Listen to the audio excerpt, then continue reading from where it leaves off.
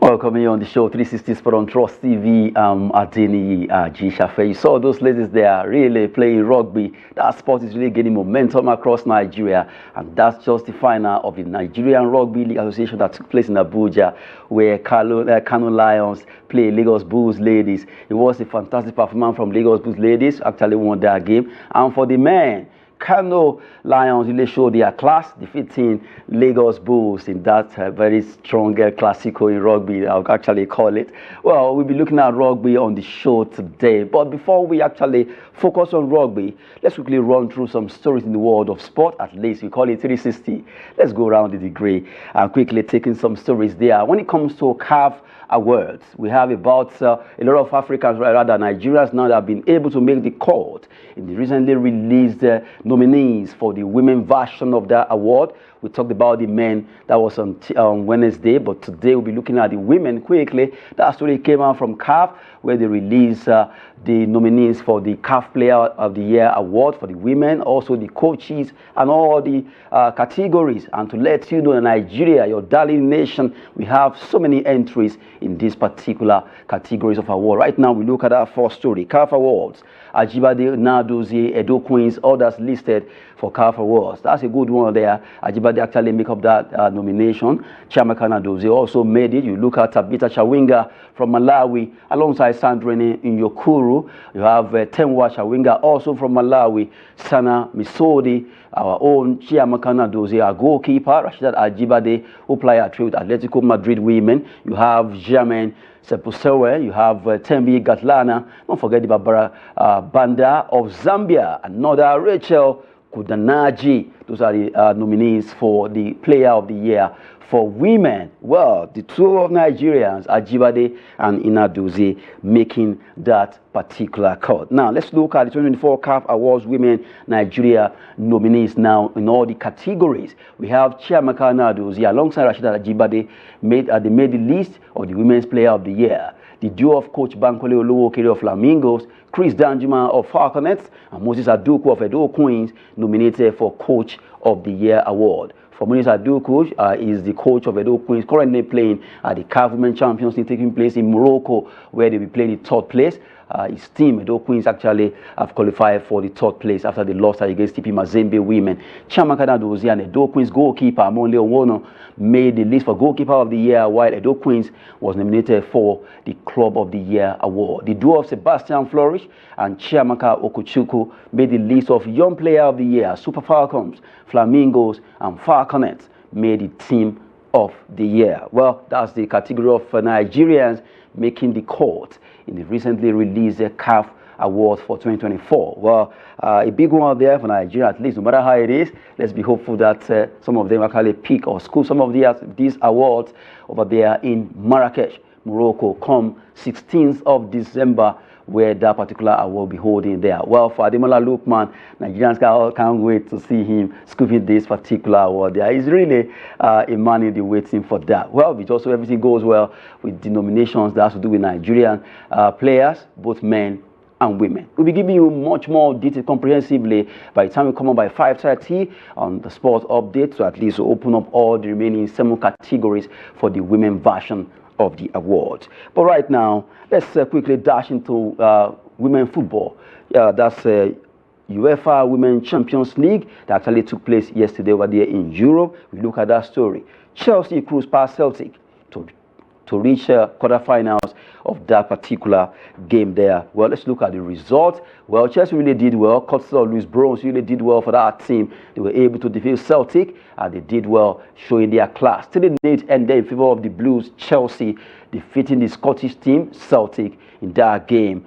20, they lost at home against Real Madrid women 3-2, 5-goal thriller in that encounter, while Roma women, they lost against Olympique Lyonnais 4-1. Well, Lyonnais have really shown why they are one of the topmost club when it comes to Women's Champions League across Europe there. Wolfsburg, they nearly spelled Galatasaray in that game 5-0. They walloped them, and you also have to appreciate what they did, the likes of Pop, showing that class in that particular game. UEFA Champions, Women Champions League result, just to let you have a feel of what happened in the women football. Congrats to Chelsea, well, for being able to defeat Celtic in that game there. Still talking about some stories for you. Let's talk about the NBA, where the man of the moment, Jason Tatum, was able to score 33 points in that game that they won there, that game there over there in NBA. Let's look at the story.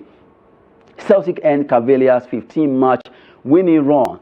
Cleveland Cavaliers have been running well rather in this competition, NBA. But the 15 game, they lost out, where Jason Tatum scored 33 points. And you look at the results of those games play across over there in the US. We have Chicago Bulls, they lost against Milwaukee Bucks. Big one for Milwaukee Bucks, being able to win. Antetokounmpo scoring 41 points in that encounter. New Orleans Pelicans, extra 28 points. Cleveland Cavaliers, well, looking at the result there. And you look at Portland Trail Blazers, Oklahoma City Thunder, Philadelphia 76ers against Memphis Grizzlies. And you look at Indiana Pacers against Houston Rockets, 130-113. New York Knicks against Phoenix Suns. They actually won that game by 138-122. Where Atlanta Hawks, they lost against Golden State Warriors 97-120, as Los Angeles Clippers clipped the wings of Orlando Magic in this encounter there in the games played over there in the NBA result. Well, just to at least let you have a feel of what's happening in the world of sport. 3-1, we just made it. At least let's come back home and talk about our own. Our slogan says, documenting Nigerian story, and we always make sure we promote Nigerian sport. No matter how local you want to call it, ours is ours. That's why right now we'll be focusing on rugby sport development in Nigeria. And right now we'll be looking at that alongside gentlemen in the studio who really have been into rugby. They've really played the game and also still playing the game and really trying to see how they can develop rugby, especially in the Federal Capital Territory, Abuja Rugby League. And we have Abuja Rugby Club here with us in the studio. Like I said, two gentlemen are here. Let's look at them. First of all, immediate left-hand side is the, I'll call him the Indian mustache man. That's Michael Girani. Michael, good to have you. Thank you very much for having me on your show. Okay, well, maybe let me start with that joke first. This your mustache, this signature mustache. What's the inspiration behind it? There's not much of an inspiration, just the look that came about, and it sticks.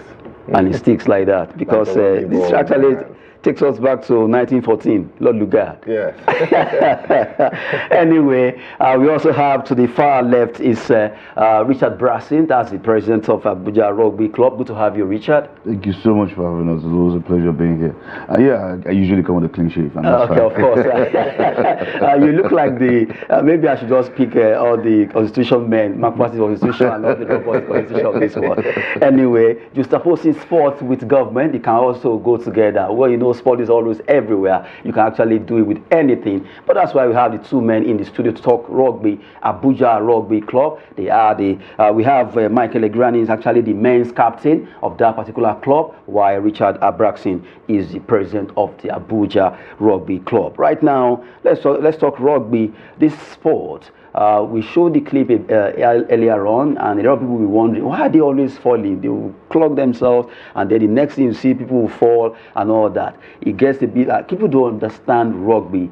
Let me start with the president. Rugby is a sport that really, if you check the history, in fact, is more than how many 100 years ago. So, in Nigeria or in Abuja, what brings rugby that everybody wants to be like, okay, Abuja Rugby Club. Take us through. What's the motivation behind this club? So firstly, before we talk about Abuja Rugby Club, rugby has been in Nigeria since the colonial days. So it's an old sport, just not as popular as we want it to be. Now, coming back to Abuja Rugby Club was formed sometime in 2010, and it was formed by a couple of gentlemen who had played rugby elsewhere, and we came back and said, oh, I think it's time to put back rugby in Abuja, giving back to the sports. And since then, we've been doing all we could do to promote the sport, to play the sport. And honestly speaking, we've had people who never knew about rugby, learning about rugby, playing rugby in Abuja, and from then till now, we've come up with a crop of very lovely, one of the finest players you could find in Nigeria. We've had players who have played even at national level. We've had players who have gone out there, different countries, and have represented us well. And rugby is a sport that teaches you discipline, basically. And most of our players, we teach them the basics of rugby. They understand rugby very much, and even when they're out there, they represent us in a very marvelous way. Okay, you just talked about rugby in a nutshell. Now let's talk about your club, Abuja Rugby Club. So yeah, okay, you've mentioned how it came to be, and also actually you have joined the two together. Now let me digress to the men's captain of Abuja Rugby Club. Let me start with the technicality of it. Okay. So like I said earlier on while we were opening the show, I said a lot of people are always wondering why are they always holding themselves and falling, and then a lot of times that has to do with rugby. People don't really understand why we have the clips actually playing on the ground. I want you to take us through those terminologies of rugby. With pleasure, with pleasure. So basically, as the game starts, the first rule of rugby is you have to pass the ball backwards. You cannot pass the ball forward. So as you see in the matches, the ball's always passed backwards every single time. And then to stop a player with the ball, you have to actually make a tackle. You know, so rugby might be looked at as a pretty rough sport, but it's a very controlled sport with a lot of discipline into it. There's specific ways you can tackle and stop players, and those are what you see when you watch the videos and the clips that are online right now. You know, so once you get the basis of that pan down, the game is very easy to play. It's very easy to play. Unlike American football, which the ball's passed forward, or soccer where the ball's on the ground, rugby is the ball that's played through the hands backwards. And a tackle is the only way you can actually stop a player moving forward and gaining advantage. Okay, wait. Let me take you on that. Yeah. When you say tackle. Now we have it there. Is that the tackle is when you are going with the ball and someone holds you down? Yes, the tackle. That's a tackle now. Yeah, as you just seen there, a tackle was just made on that player. So a tackle is to stop the player with the ball in from hand, moving, from gaining advantage. The aim of the game is to gain as much advantage as possible up until the point where you're in the try line and you can make a try. So in rugby, a try is like a goal in football that's scored. So as you can see here, this player is trying to advance as much as possible, and then he gets brought down. So the essence of it is to make sure you gain as much ground as you can until the point that you score tries. So that's what we're seeing here. And the game is played by man, female, like we just saw earlier. You know, there are different demographics that can play and enjoy this game, and that's something that you can see here.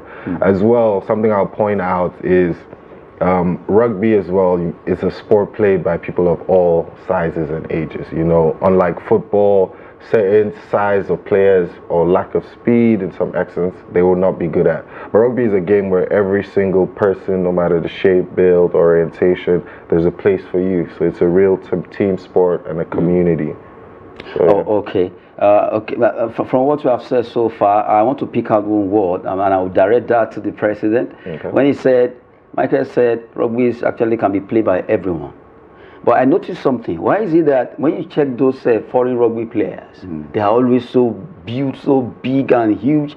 And then I looked at Nigeria or African players. They are not all of them are always big. I'm trying to pick it from what he said, that any size can play, right? Then you look at those well-built or bigger players, they have their advantage of being able to at least pull you down and move. So basically in rugby, like you said earlier, it's for everybody. So the bigger guys have a position they play in rugby. and then the smaller guys also have their own position. The faster guys have their position. The slower guys have their position. So, excuse me, rugby is for everybody. Look at him; he's not that buffed, but he's a good player. Yeah, I've seen him play. I know how good he is. Usually, the bigger guys are the forwards. These are the guys who get into scrums, get into rucks. The main aim of the bigger guys are to gain grounds, pushing ahead. There's always a tussle, something we call a scrum. Now in the scrum, you have the forwards, who are usually the bigger guys, and now there's a pack of 8 men or 8 women, whichever you decide.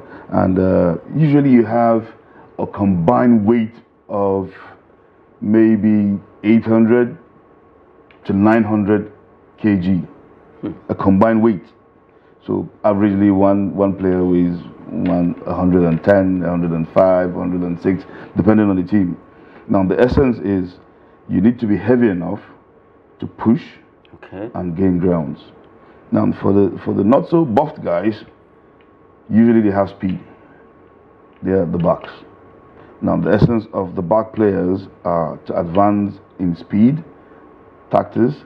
They're usually very swift, so they have a way of maneuvering around, making some nice footworks and all that, just to gain grounds as well.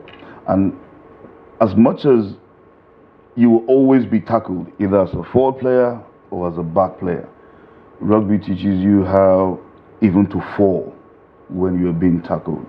So it's a very controlled sport, like you said earlier, and people might look at rugby as it's a very rough game. Nah. I mean, like every other sport, you will have injuries. Like every other sport. I mean, some guy picked up an ankle injury from playing tennis. This is not even a contact sport. So, like every other sport, you get 1 or 2 injuries, but the fitness also matters a lot. The drills you do, the knowledge of the game, these all come into play when you have rugby, which is why training is very important. But like, it's for everybody. For children, we have little kids from 18 up until 40 of age playing at the club. And one of our primary assignments is actually to get into what we call school rugby. Getting rugby into schools so that these kids from a younger age, we teach them rugby. As they grow, it's already part of them. So, like I said, it's for everybody. In fact, if we have grandparents who want to play rugby, they're welcome.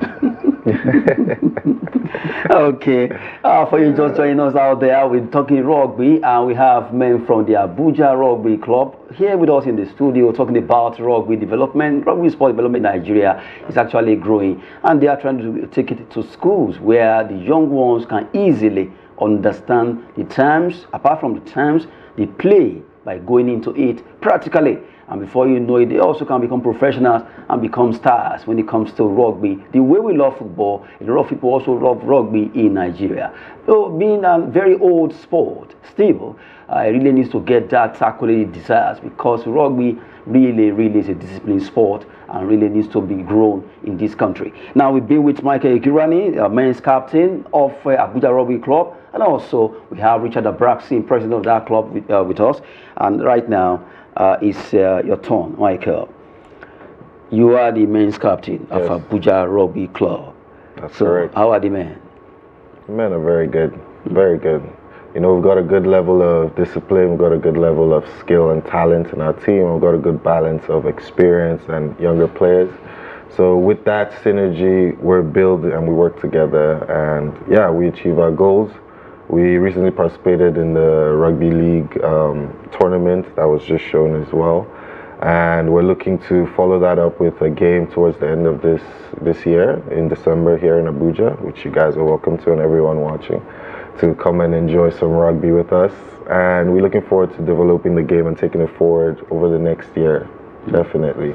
Okay, when you talk about men's, at least having a men's captain, that means you have women too. Yes, we have a female team as well, led by Miss Davina Abraham. She's the captain of the ladies team. and she's one of the greatest players that we have as well in our team.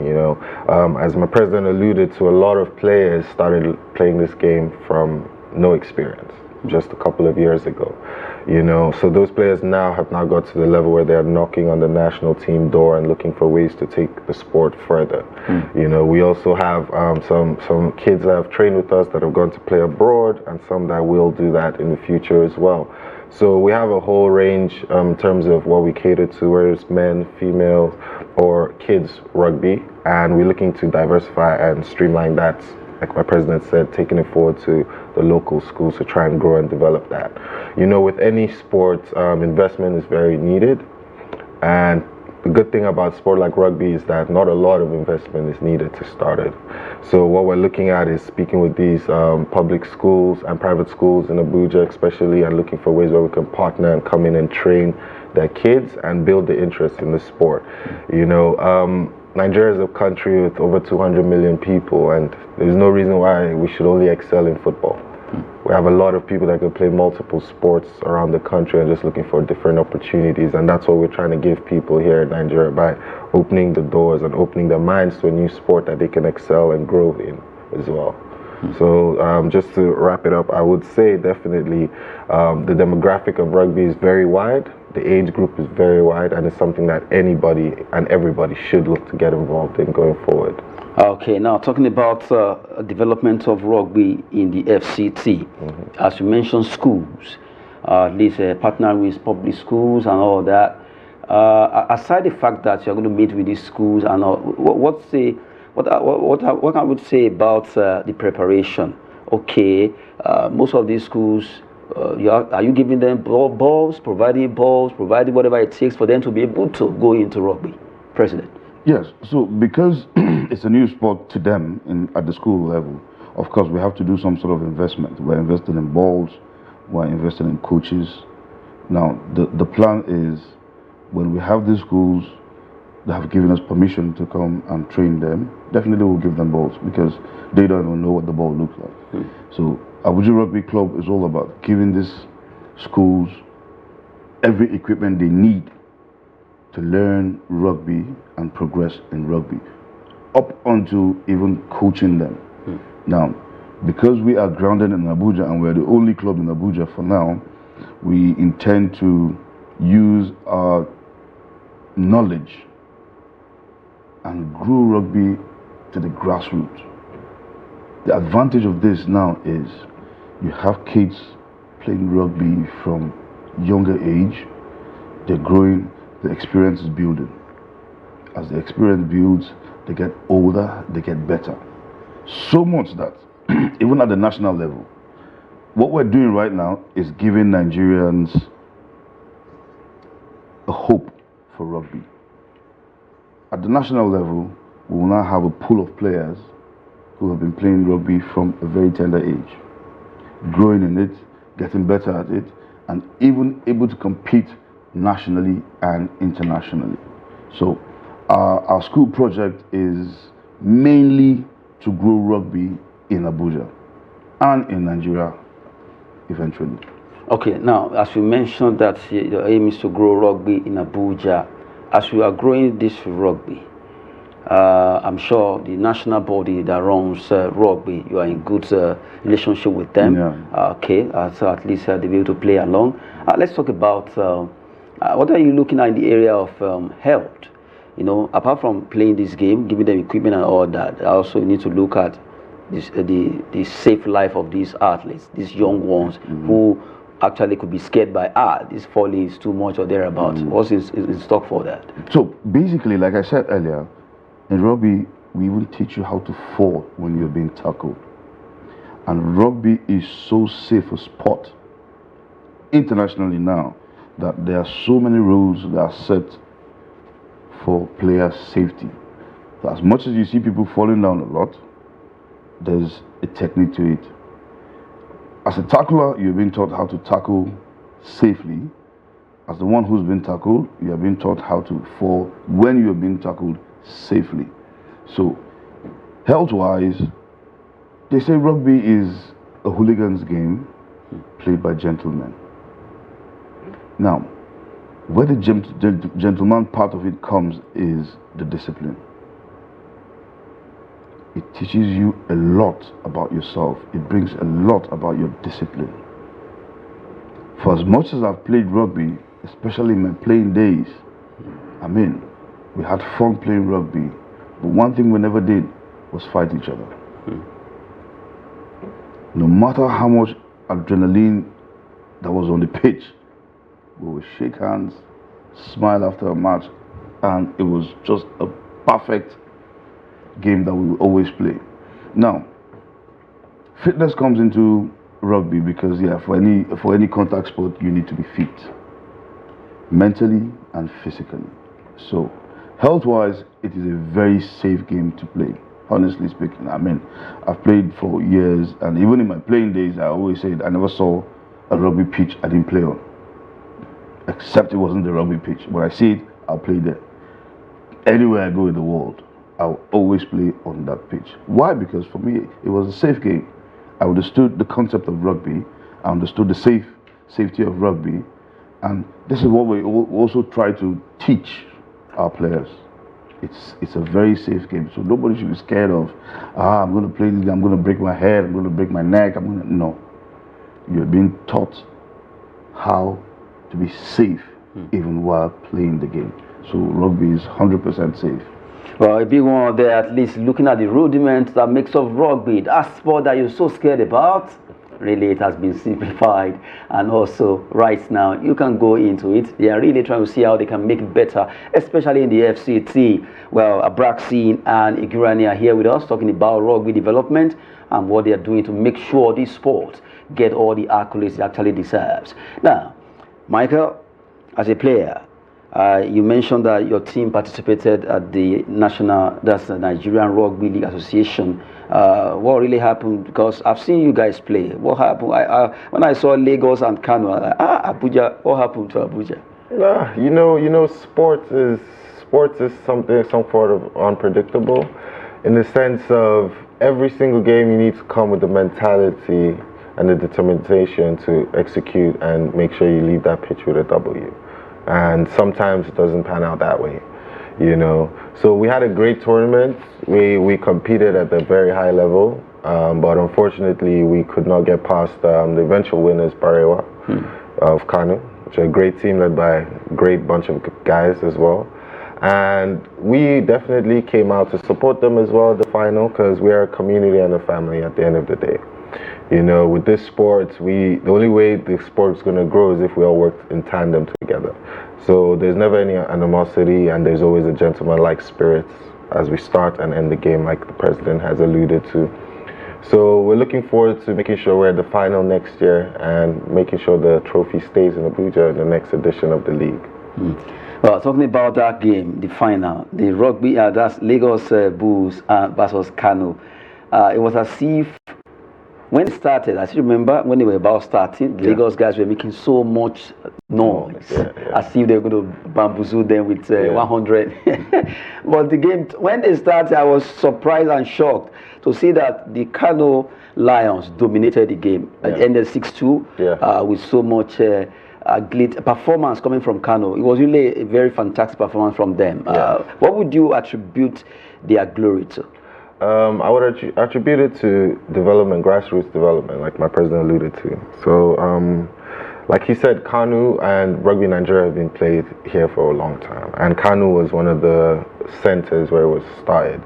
So the Kanu team have been playing for almost 10 years together, with people growing with themselves and their teammates, you know, from kids all the way up until the adult level. So that is where the game is at now, and that's why it's so important to start development from the grassroots to make sure we're taking it forward in terms of steadily increasing the level. You mentioned when you watch professional rugby, you see a difference in size as opposed to when you're watching a local thing, and that's also about developing the talent from a young age all the way up. You know what I mean? And that's about training your muscles from a young age all the way up till you get to a professional level as well. And that's what we're aiming to do here in terms of getting the grassroots involved in development so we can get to a standard like that. So Kanu Rugby give them the kudos. They do a lot of work. They have over 2,000 kids that they train. So that's a huge pool of players to pick from, and a huge possibility of success as well, due to the amount of kids that are learning and playing the game. So yeah, that's what I allude their success to: hard work, determination, and grassroots investment in the development of the game. Okay, at least we have the men on the screen there. That game was a tough one, but Kano really showed their class. They really did well against a team from Lagos, and I love the spirit there. I love the way the women were actually singing Wasana. Actually, it's a game, it's not a war, because the Lagos guys almost turned the game to a war. But the Kano guys were really calm. They played their game. They showed their class. And they really did well. When it comes to, I remember you were telling me about some rugby terms there. When you pick the ball and you kick it, you call it one particular name. Okay, if you get the ball and you kick it directly up, it's an up and under. So, up and under, good, I recall. Yeah, that's giving you advantage of breaking the defensive line and kicking a ball over, so they have to come back while your teammates are running forward. So it's a way of gaining space and advantage when you're under pressure in attack. Yeah, and that's just one of the terminologies that go with the game. You know, we also kick for possession, in terms of if the ball is close to my try line, my goal area, I can kick it all the way back there to get the possession and pressure off my team and on the opposition team as well. So it's a very tactical sport that's played a lot with your head. I know when you watch TV, you might think it's just physical, but most of it is a mental sport, you know, and it's a mental game that's played. And the mental battle usually shows in the score at the end of the match as well. Okay, well, right now it's time to at least, well, from the way it is, we really enjoy talking rugby with the gentlemen in the studio. And now let's go national. This sport, at least from the way it is going places in Abuja. And then let's talk about the national team. We have both the men and the women. And to some extent, rugby is really growing in Nigeria. Now, when it comes to the national team, I recall, it's like you mentioned one that you have a player that played. Can we have his name? Not just one, two actually. Okay. Yeah, from Abuja Rugby, we've had Isa Lowell and Leslie Ume, okay, who have represented at the national level. And these are players who, any day, anytime you call on them, they're willing to represent. And as we speak, there are more options in Abuja Rugby that can play at national level. Why? Because we've taken our time, trained these guys, disciplined them, so mentally and physically, I think they're fit to go anywhere in the world and play. Okay, when it comes to the national team, I'm at least diverting from Abuja to the national now. We've seen South Africa in Africa now. South Africa, Namibia, Kenya, all these countries. But I love the fact that these days, it seems the national team of Nigeria are beginning to get back to that, maybe I shouldn't put the word back, are beginning to be among the countries that are being reckoned with. They are really doing well nationally. What can we say has been the secret behind this particular growth in rugby? Honestly, it's all boiled down to discipline and training. At various clubs in Nigeria, every club is doing its best to bring out a crop of good players. And this is where it gives the advantage to the national level. There's no national team without the local clubs. So every club at its capacity has been doing so well to train, discipline, and bring up a good crop of players, so that when the national team is ready for a selection, it's almost difficult because you have a pool of players. Yeah. So usually they'll call a camp. From the camp, they do the selection and all that. Sometime in early this year, there was a camp here in Abuja, and the players came from different parts of Nigeria, male and female anyway, and they represented Nigeria at a very good level. At least rugby may not be very popular in Nigeria as it is, as against South Africa, Kenya, Namibia, and all that, but we are getting there. All we need now is for the public to key in, do some promotions, the government to invest in rugby, and I mean, in no time I see us beating South Africa, I see us beating New Zealand, I see us beating England. We're all human beings. And with the right investment in rugby, the sky's the limit. Okay, well, that's a very good one. Seriously, talking about the national team, and I want to commend the NRFF, Nigerian Rugby Football Federation. I've seen so many posts coming from them for what they are doing to see how they can promote rugby, especially the national team. And just recently, they released about 44 names of players that will be coming to camp for national call-up there before they put it down. But really, a good one coming from NRFF, and Abuja Rugby Club guys are also here trying to see how they can work hand in hand with the national body to see how they can develop a lot of talent for this sport. It's going places. We can, according to him, we can really do well and defeat all these nations. After all, if you look at women football, that was how they closed the gap against us. We used to be a very dominant force when it comes to women football in Africa, but now it's a very slim margin. So, as it is, we can also do the same thing for rugby by making sure we close the gap against South Africa of this world, the Namibia, the Botswanis of this club, of this world, rather, Kenya of this world, and get rugby to be one of the forces to be reckoned when it comes to sport development in this nation, Nigeria. Well, right now, Michael Egirani, before we go on a short break, because we just have to see the men's, that's the Lagos Bull versus Kano for the men. Just be preparing for that. But before that, Michael, rugby in this nation, it seems to be kind of, I noticed that teams from the northern side, Abuja, Kano, Kaduna, seems to be, or maybe let me not attribute to the north, but I know Kauri is from Lagos or thereabout. Yeah. But if I'm right, it seems the northern side seems to be stronger these days. I would say so. I would say the rugby league score and tournament showed just that as well. I would say a reason maybe would be most of the oldest clubs in Nigeria were formed in the northern part, so there's a lot more rugby history there. And in the southern parts of Nigeria, Lagos and all that, they have football, they have so many other options, to play. And I think rugby resonates a little bit more in the north, and I think it shows in terms of the development. But obviously we're getting to a point now where everybody's catching up, We're having teams from the south, teams from the north, east, west as well, coming together and all competing at the same level. So I think the gap is shortening, but yeah, I would say the northern teams had a little head start, so to speak, in terms of developing their game. Okay. But not enough to keep the rest of us far away.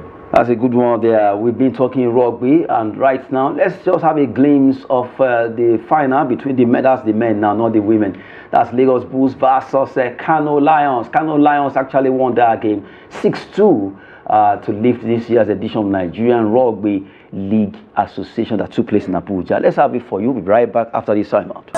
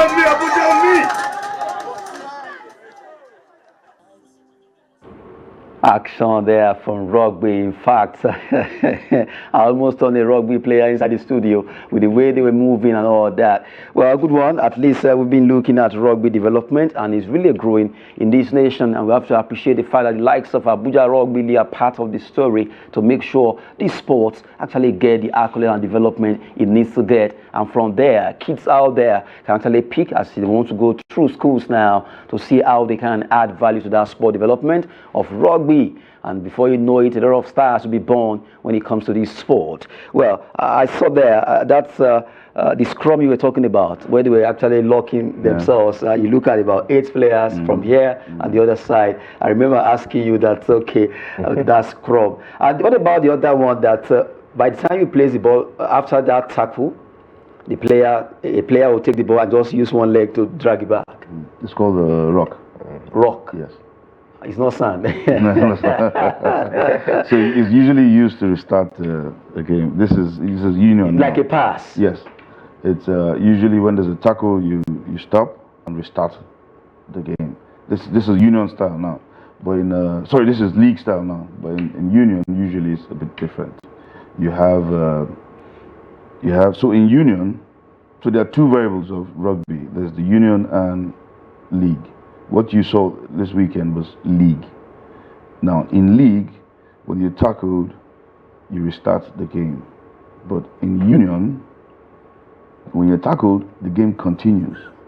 It makes it more interesting because in the tackle situation, the player goes down, presents the ball to his team. The other team still has the right to struggle for the ball. Okay. But in union, once there's a tackle, no, you leave it. The tackling player goes back, retreats, and then the play starts again. So it gives the attacking team another face to start and go again. And then in union, usually you have unlimited tackles. But in league, you have 5. After 5 tackles, there's a turnover. So you give the other team the opportunity to do the same thing. So if after 5 tackles, there's no try, there's nothing, the other team takes up the opportunity to attack. Okay. Well, seriously, I've learned a lot about rugby at the show. And now, let's, while I was mentioning tackle and all that, I remember you mentioned conversion that day. So after the tackle, then somebody will place the ball, either kick it to enter the 2 poles. Yeah, after each try or goal in football, what we have is the conversion. So you kick from the point that you scored at, 23 meters, 25 meters away for the conversion. So that's in between the goalposts. Okay. Yeah. So you have to kick through the goalposts to get the extra point as a conversion. I always, sorry to cut you, I always wonder why is rugby goalpost so long?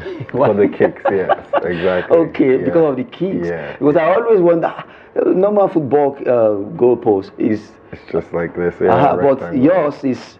It goes all the way It's a up. H. Is an H, good. Yeah. Like as if we are coming to Abuja.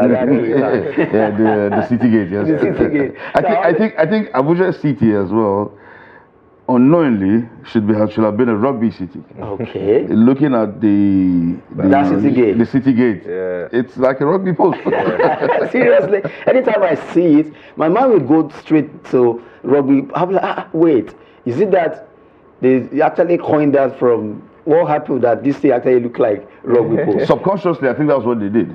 Seriously. They didn't know rugby was going to come. Now, let's talk about the fun side of rugby. Yeah. I noticed the New Zealand of this world, Wales, Scotland, when they want to play, there's all these harahiri, as they call it. Do you guys do it too? No, we don't. No.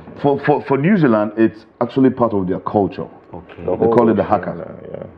In fact, I saw a video a few weeks ago. What we have National Assembly, what they have there, they were actually doing the haka. So it's a tradition for them, and it is unique to them. But yes, in rugby you find other teams trying to gather momentum, trying to ginger each other. Like at the weekend, you saw what Kano was doing. I mean, the ladies were singing, chanting, and all that. It's part of rugby. I mean, there's a fun part of rugby that if you're involved in it, I mean, you would just love it. You would just love it. The camaraderie, the friendship, the discipline. I mean, rugby is a very beautiful game. And off the pitch now.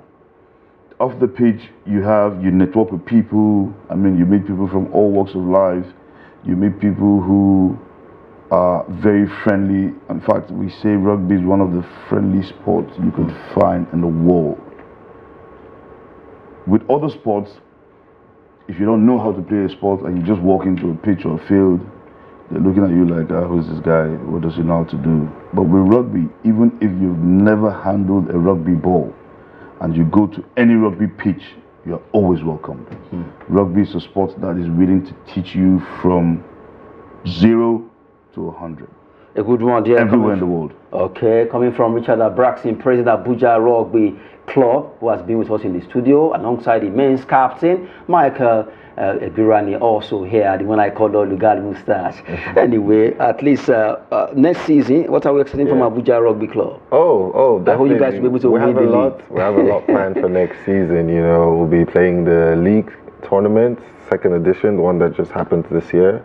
We'll be playing some individual test games against other teams around the country, and hopefully we'll be able to put together a short sevens tournament that we're looking at doing for first quarter of next year, involving teams from around the country as well. So rugby is going to be very busy next year, and we really hope that a lot of people watching and listening will be there to support and learn and eventually come and play.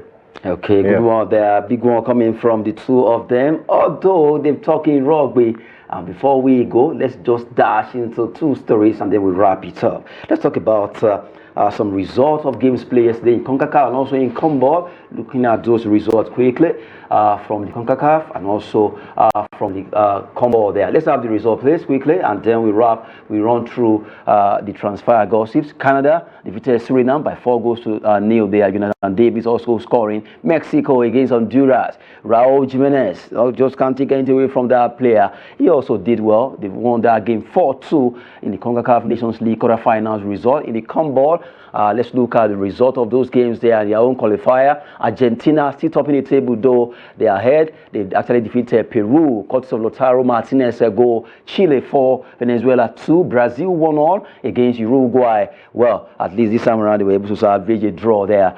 Quickly, let's look at some transfer gossip. Napoli not open to Zaxi plus Cash United move for Osimhen. Napoli said they won't take that amount, 30 million euro plus Zaxi for Osimhen. They want outright cash, and right now nothing can stop them. If you want to come for Osimhen, come with big cash, not just a small cash. Another one says Genoa confirms Patrick Vieira's appointment as manager. He's going to be joining them, and right now he's going to be the one to coach them. Alongside he will be having his former player, that's Balotelli Mario, who is also has moved to join Genoa. The last one is Liverpool. Newcastle United wants Brentford forward Brian Mbeumo of Cameroon. As it is, this man has really done it for himself this season with Brentford passes. You look at it, 304 goals, 8 assists, 1 tackles, 11. He has done so well. So clubs coming for him, be ready to cough out 50 whooping million pounds if you have to go for that player. That's it on the show, but at least I want to appreciate your time for coming to us.